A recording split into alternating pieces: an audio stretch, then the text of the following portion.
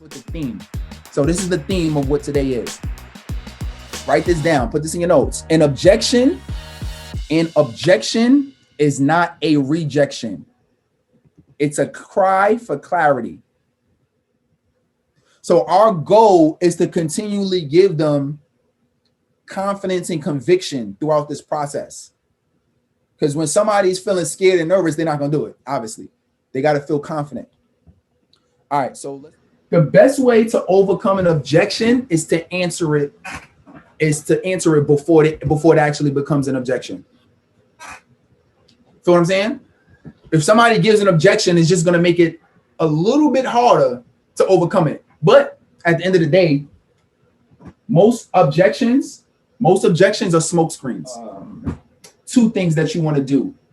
First, and when it comes to you being able to basically disarm objections up front, the first thing that you want to talk about is you want to ask them, and this is the pre-frame, which is why is now the best time? Why is now the best time? You always want to ask, why is now the best time? The question is because when somebody says either, this is not a good time, or somebody says, I'm not sure, let me think about it. Like when people start wavering, why you can always bring back up why they said now is the best time. You know what? Because people will say, you know what? Yeah, let me get back to you in a couple weeks. Let me think about it. Let me anything where they're trying to delay and put it off. You already got ammunition, and I hate to put it that way, but it's really what it is. You got ammunition that you can use in terms of why they said now is the best time. And I'll get to the process of what this looks like, but it's basically going to be like, hey, you know what? One of the things you mentioned to me was that now is the best time because the kids just went off to college. Now you just mentioned to me this is the best time because you just got your stimulus check. You just told me that now is the best time because whatever the case is, right?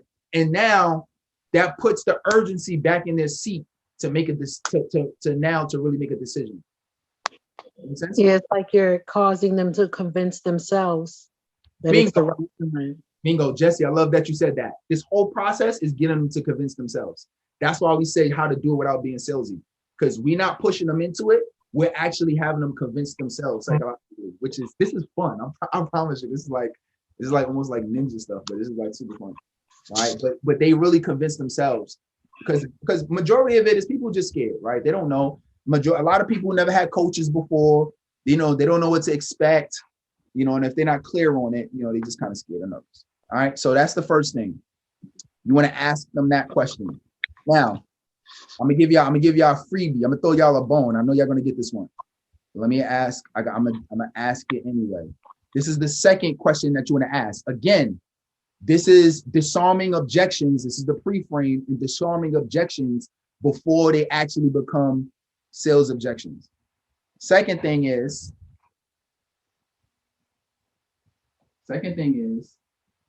what do you do for a living? What do you do for a living? Is literally you trying to figure out where they at financially. Let's be real, right? Like everybody, some of us, we got different prices for what we charge, but everybody's just not going to be qualified, and everybody's not going to be able to afford your coaching program or what you have. So you have to be able to have some kind of a gauge to ask them. And that's not 100% true, because I've had people who signed up that didn't have any job, right? And I've had people that signed up that seemed like they had a good job, but they couldn't for whatever reason. So it's not 100%, but sometimes if they're full-time in a business, that might be a good indication that they're at least they taking some strides, they're generating some income. Depends on the type of job that they have. It's kind of hard to gauge a little bit, but at least okay, are they bringing in income and would they be able to afford it? So I can tell you this, there's been times where based on my answer to this question, I actually did a what's the best way, like a hyper speed version of the entire, because I was like, it makes no sense for me even going through the whole thing.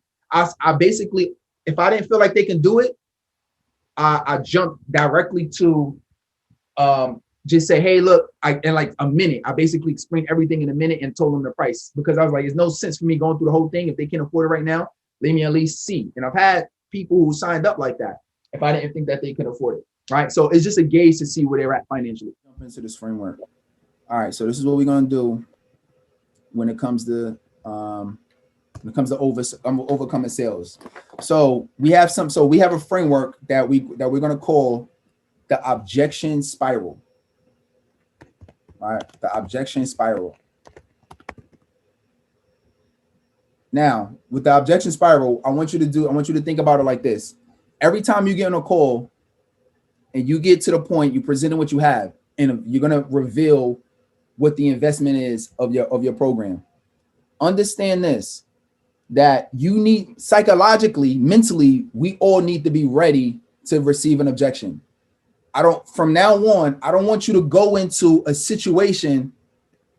I want you to go into the situation just saying, I hope I don't get no objection. I hope I don't get no objection, because if you don't get it, you're gonna be like, if you get one, you're gonna be like, oh my God, they gave me the objection. They gave me the time one. Oh, coach said they was gonna give me the time one. They told me, I got the money one. I knew the money one was coming, right? Your goal is you want to anticipate it.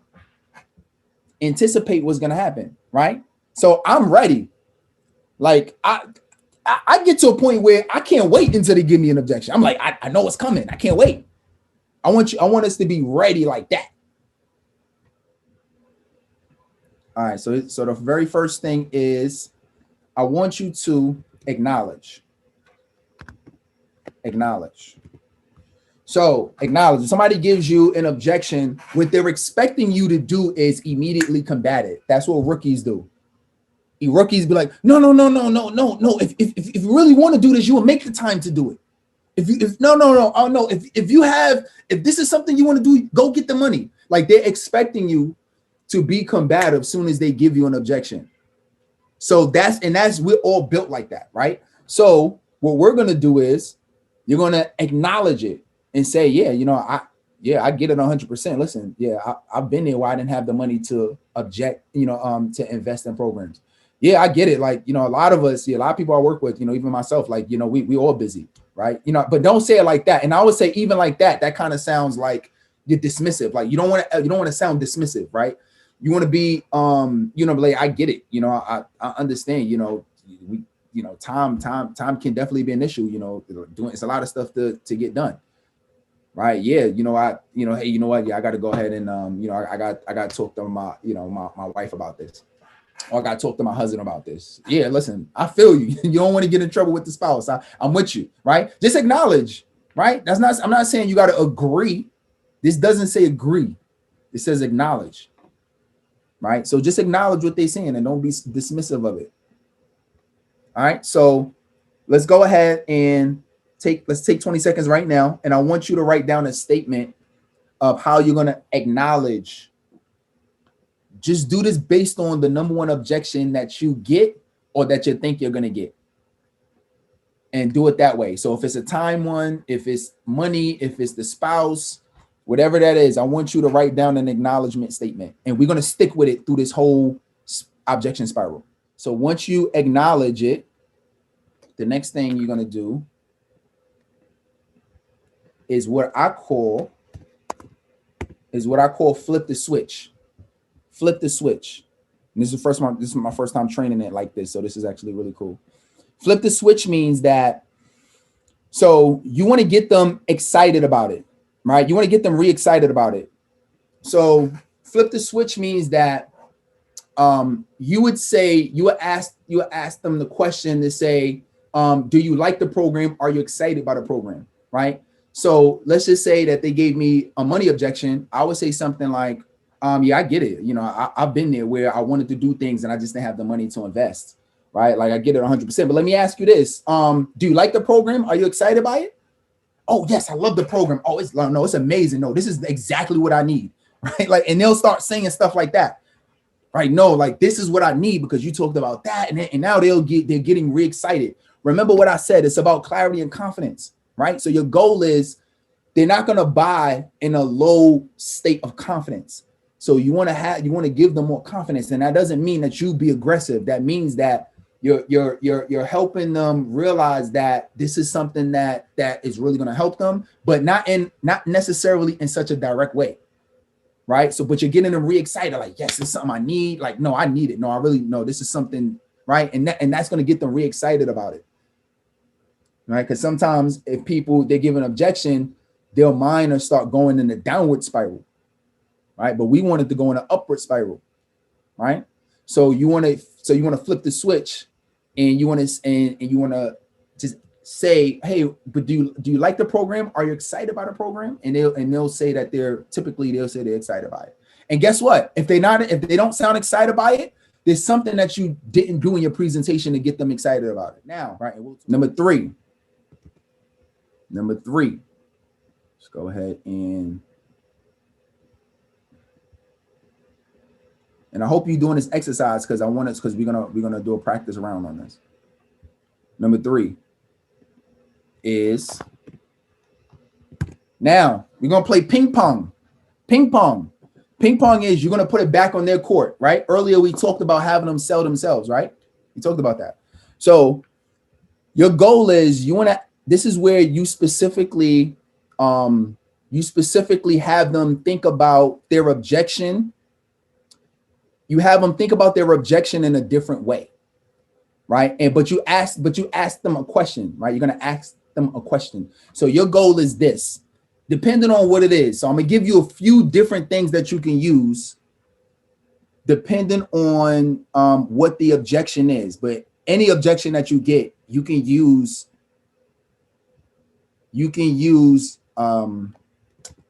any one of these combinations. So this might be a lot, but actually I want to give everybody, because I don't want you to get too confused and try to write down everything. But I'm gonna give you a couple things. One, so if you have a time objection, right? If somebody says, let's just say the objection was they don't have the time, then what you would say is, hey, you know what, I get it 100%. I've been there. Look, we talked about money, right? So yeah, I understand that you don't have the money. I get it. Or if it's time, obviously this one is time. But if it is a time objection, you say, now let me ask you this. Yeah, I mean, I get it. I get that you don't have the time, and I understand that you really want to do this. So how will you make the time? And put it back in their court. Ping pong. Put it back in their court. How will you make the time? And now they're gonna start selling themselves on how they can make the time. Well, I guess, I guess I could wake up an hour earlier. Oh my God, I got the time. Right? I guess I can use my lunch break. I guess I got some time on the weekend. Like they'll think of ideas on their own. All of a sudden they got time.